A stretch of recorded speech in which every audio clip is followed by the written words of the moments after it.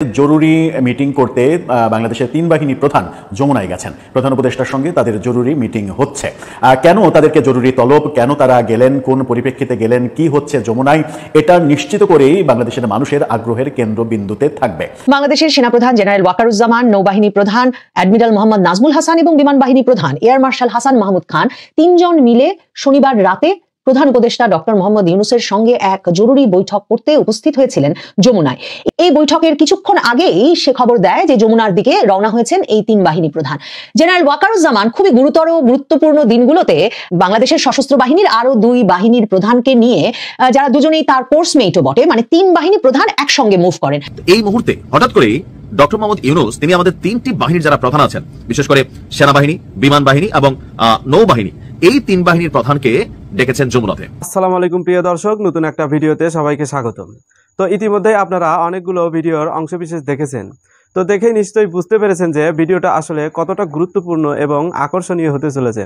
তো চলুন কথা না বাড়িয়ে সম্পূর্ণ ভিডিওটা দেখে আসি। তো দেখার আগে বলবো, যারা আমাদের চ্যানেলটি এখনো পর্যন্ত সাবস্ক্রাইব করেননি তারা দয়া করে সাবস্ক্রাইব করে দিন, যারা ইতিমধ্যেই করে দিয়েছেন তাদের অসংখ্য ধন্যবাদ।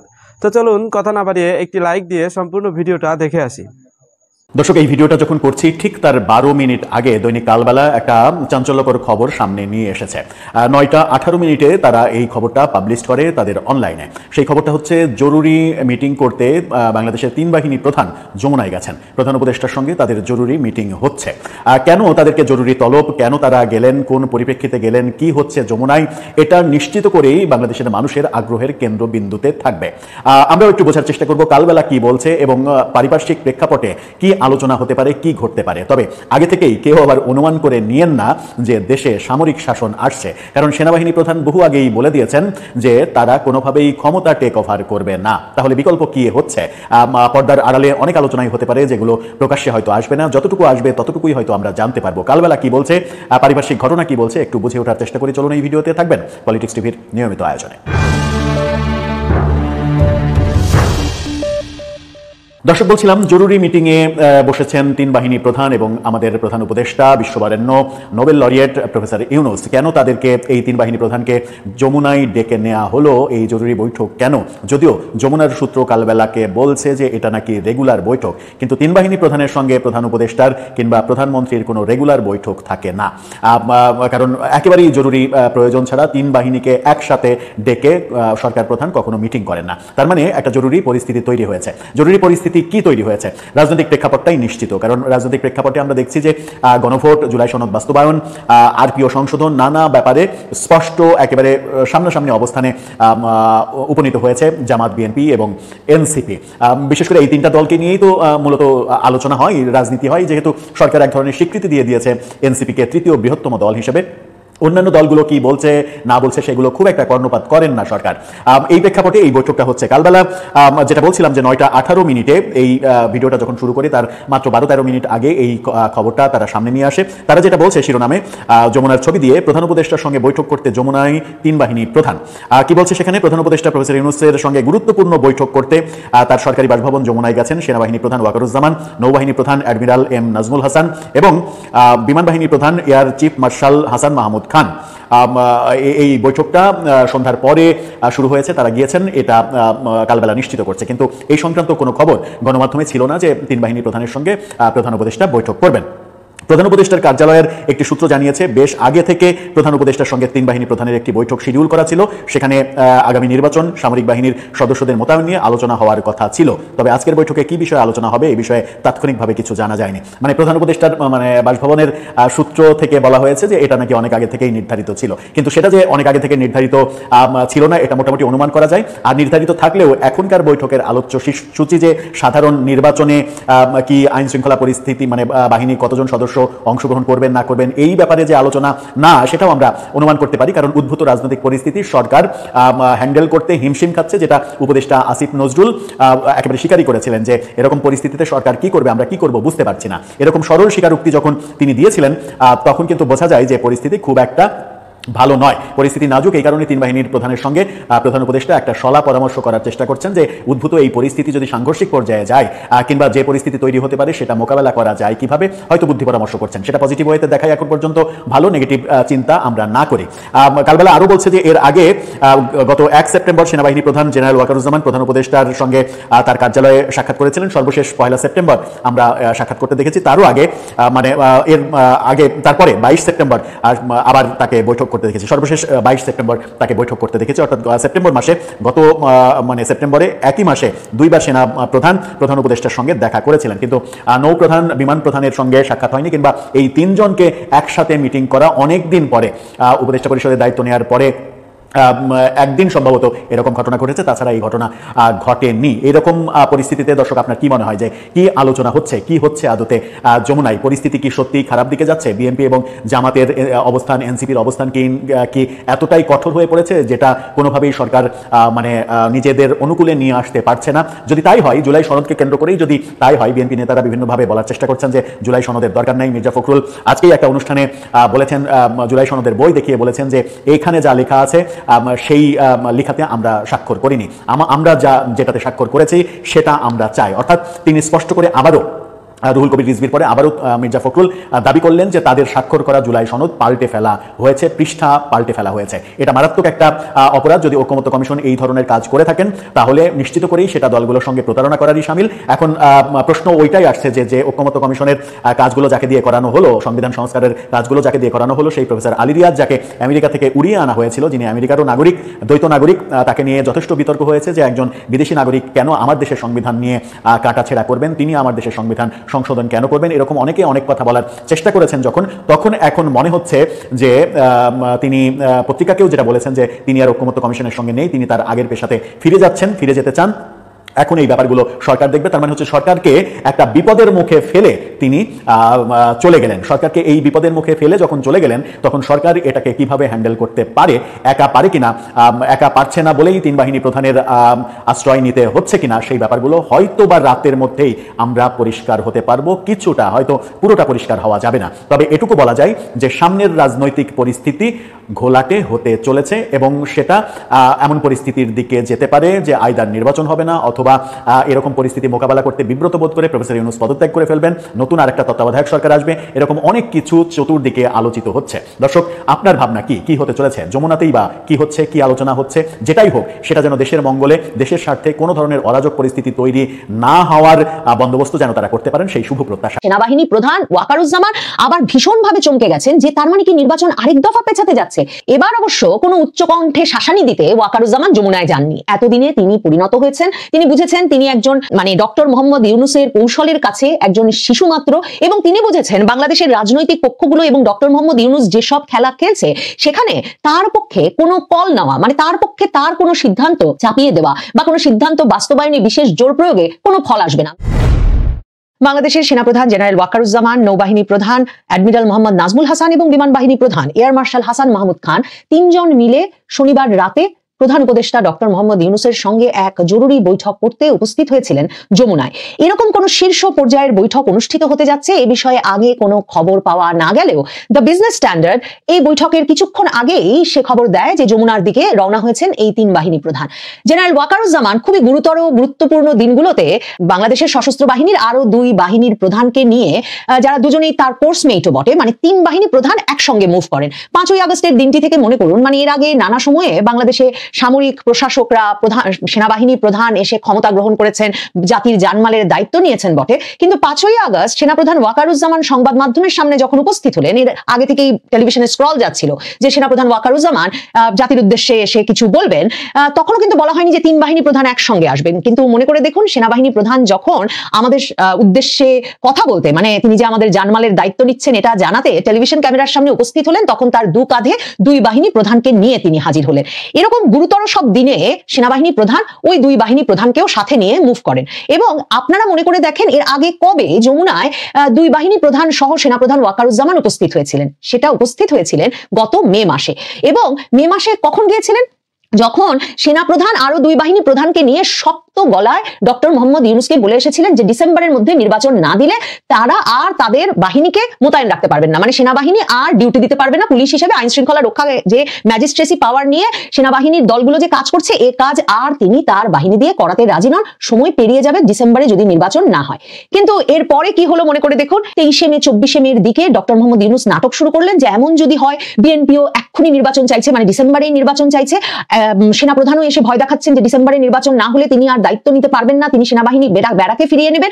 এমন যদি হয় তাহলে তিনি আর দায়িত্বে থাকবেন না। আর সাথে সাথে সকল রাজনৈতিক দল, বিএনপি, জামায়াতে ইসলামী, এনসিপি, বাংলাদেশের বড় বড় সম্পাদক মাহফুজ আনাম সবাই মিলে না ডক্টর ইউনূস আপনি যাবেন না, এসব লেখা তো লিখতেই থাকলেন। রাজনৈতিক দলগুলো মানে তাকে এক সর্বদলীয় সভা থেকে হাতে পায়ে ধরে যে না হুজুর আপনিই থাকুন, আপনিই পারেন বাংলাদেশকে ত্রাণ করতে। এবং তারপর ডক্টর ইউনূস জুন মাসে লন্ডনে গিয়ে আরো 2 মাস পিছিয়ে এলেন নির্বাচন। সেনাবাহিনীর মুখে, সেনাপ্রধানের মুখে একদম কুলুপ পড়ে গেল, কারণ বিএনপি রাজি, জামায়াতে ইসলামী রাজি, এনসিপি রাজি, মানে বিএনপি যারা সবচেয়ে উচ্চকণ্ঠ, তারেক রহমান যিনি জনসভায় ঘোষণা দিচ্ছিলেন যে ডিসেম্বরে নির্বাচন হতে হবে, তারা চুপ মেরে গেছেন। সেনাপ্রধান কোন সাহসে আর কথা বলেন? কাজেই সেনাপ্রধান এরপর গিয়ে ঈদে স্ত্রী সহ গিয়ে সৌজন্য সাক্ষাৎ করে সম্পর্কটাকে আবার মিটিয়ে এলেন। এবং সে সময় আবার 3 বাহিনী প্রধান একসঙ্গে গেলেন না, আলাদা আলাদা ভাবে তারা মানে স্ত্রীদের নিয়ে গিয়ে ডক্টর মোহাম্মদ ইউনূসের সঙ্গে দেখা করে, আমার ধারণা মে মাসে গিয়ে যে বেয়াদবি করে এসেছিলেন 3 বাহিনী প্রধান মিলে গিয়ে, সেটা একটা সুরাহা করে সম্পর্কটাকে আবার চাঙ্গা করে এসেছিলেন।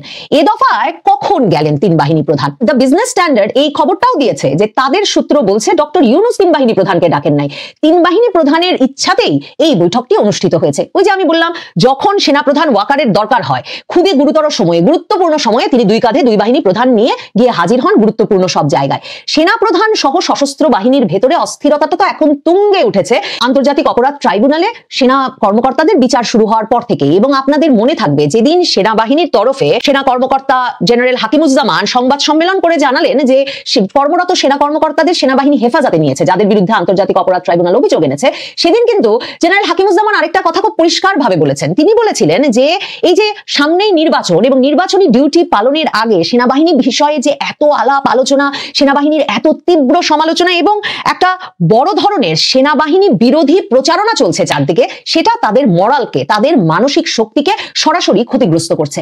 সেনাবাহিনীর মূল বার্তা এটাই, এবং সেনা কর্মকর্তারা আশা করেন এই বার্তাটা সেনা প্রধান জেনারেল ওয়াকারুজ্জামান ডক্টর মোহাম্মদ ইউনূস সহ রাজনৈতিক পক্ষগুলোকে সরাসরি দেবেন, কারণ তারা মনে করেন যে সেনাবাহিনী 1 বছরেরও বেশি সময় ধরে, মানে বাংলাদেশের ইতিহাসে বলতে গেলে একটা দীর্ঘতম সময় ধরে ব্যারাকের বাইরে থেকে, মানে যখন সেনা শাসন নাই কিংবা সেনা নিয়ন্ত্রিত অন্তর্বর্তী সরকার বা তত্ত্বাবধায়ক সরকারও ক্ষমতায় নাই, এমন একটা পরিস্থিতিতে, মানে যখন নাকি একটা বেসামরিক সরকার ক্ষমতায় আছে বলে ডক্টর মোহাম্মদ ইউনূসরা বলছেন, একটা বিপ্লব পরবর্তী অভ্যুত্থান পরবর্তী সরকার আছে, তখন 1 বছরেরও বেশি সময় ধরে বাংলাদেশের আইন শৃঙ্খলা রক্ষায় মূল কাজটা করছে সেনাবাহিনী। অথচ বাংলাদেশের সামাজিক প্রেক্ষাপটে, রাজনৈতিক প্রেক্ষাপটে এত সেনাবাহিনী বিরোধী অবস্থান, সেনাবাহিনী বিরোধী বক্তব্য কখনো আর এসেছিল কিনা, মানে সেনাবাহিনীর বুদ্ধি আছে কিনা থেকে শুরু করে সেনাবাহিনী আসলে ভারতের কথায় চলছে কিনা, সেনা প্রধান ভারতের কথায় চলেন কিনা, কোন প্রশ্নটা বাংলাদেশের রাজনৈতিক দলগুলো এখন ওঠাচ্ছে না আর বাংলাদেশের সংবাদ মাধ্যম লিখছে না।